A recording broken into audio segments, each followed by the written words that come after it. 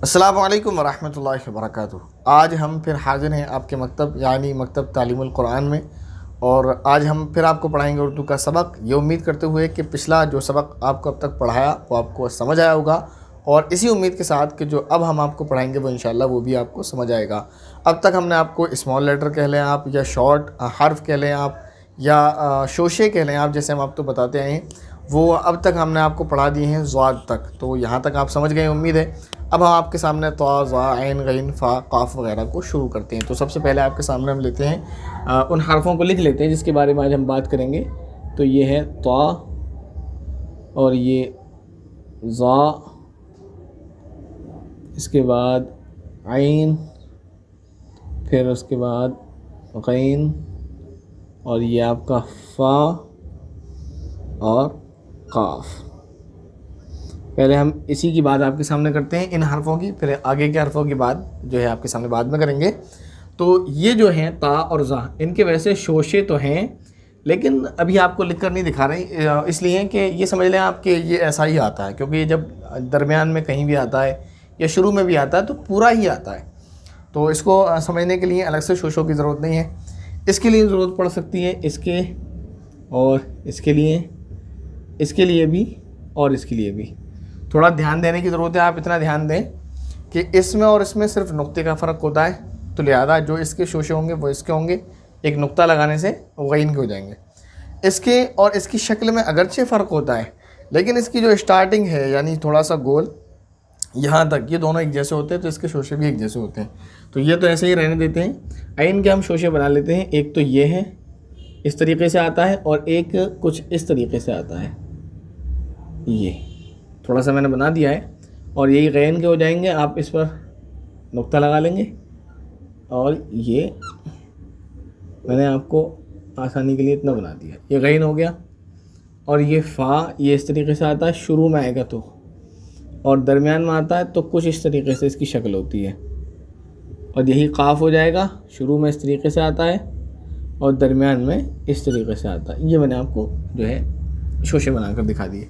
अब इसका मैं आपको एक एक या दो दो लफ्ज़ जैसा भी होगा लिख कर दिखाऊंगा आपको समझाने के लिए। जैसे हम इसका लिख लेते हैं, ये जब दरमियान में आता है तो कैसे नज़र आता है। जैसे हम इसको लेते हैं, पहले ये थोड़ा सा लिया हमने क़ाफ़, ठीक है, अलग अलग आपको लिख कर दिखा रहा हूँ मैं। ये है क़ाफ़, यहाँ से उठाया हमने। अब इसको थोड़ा सा बढ़ा लिया क्योंकि हमें इसमें ता जोड़ना है। यहाँ पे हमने ये लगा दिया ता, और पीछे हमने बताया था रा का शोशा जो है ये रा होता है, और इसका शोशा ये होता है। तो अब हम इसके साथ लगा देंगे ये, और फिर इसके साथ छोटा सा जोड़ देंगे हा। ये हो गया कतरा, यानी जो बूंद पानी की टपकती है, जो बूंद होती है इसको हम बूंद बोलते हैं, उसको बोलते हैं कतरा। पानी हो या दूध हो या तेल हो, जो बूंद होती है उसको हम क्या बोलते हैं, कतरा। कतरा माने होता है बूंद।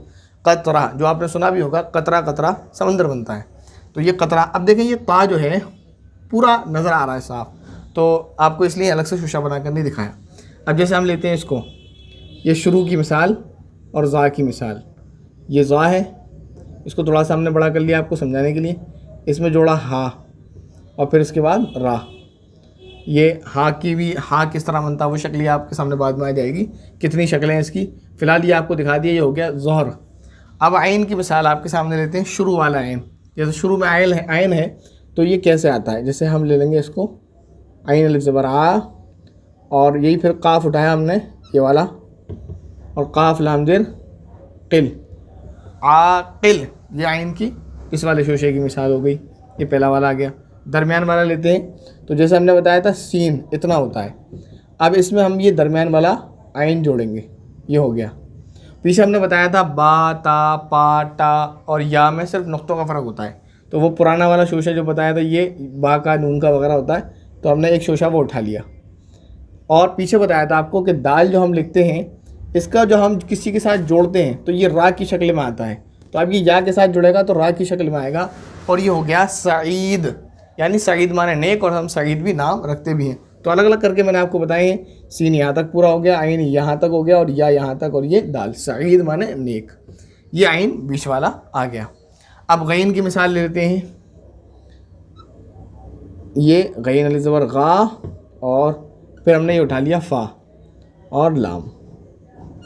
फ़ा लाम देर फिल, गाफिल लापरवाह, आकिल समझदार। अब ये फ़ा की मिसाल है और काफ़ की मिसाल भी वैसे वैसे आपके सामने आ गई।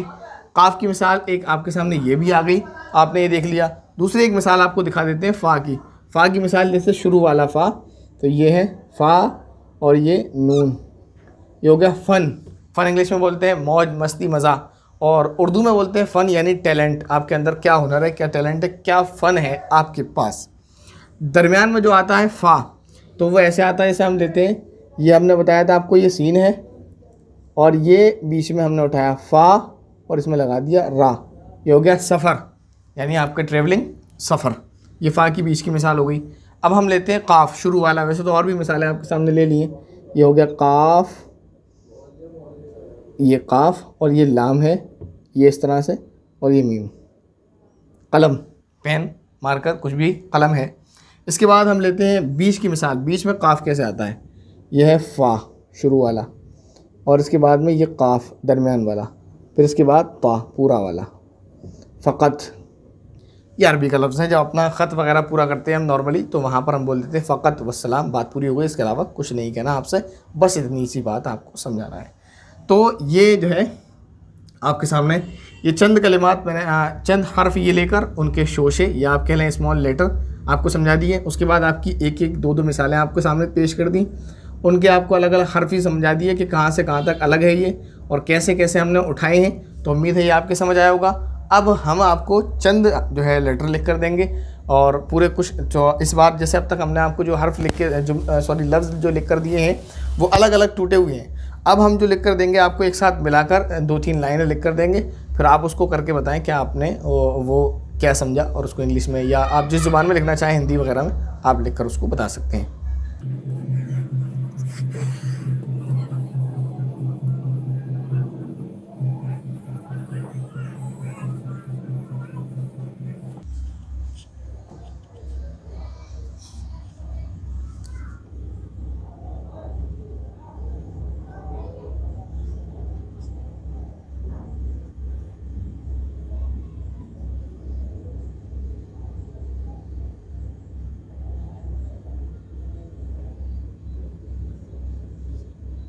ये बता दिया आपको, ये है लिखा है। अब ये आपको अंदाज़ कर लेना, क्योंकि अभी हाँ के शोशे हमने आपको नहीं बताए, तो ये बता दिया ये है लिखा है।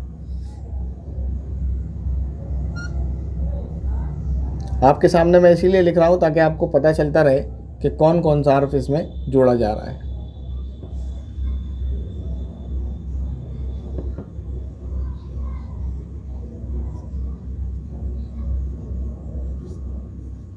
ये 2 जुमले आपके सामने हो गए।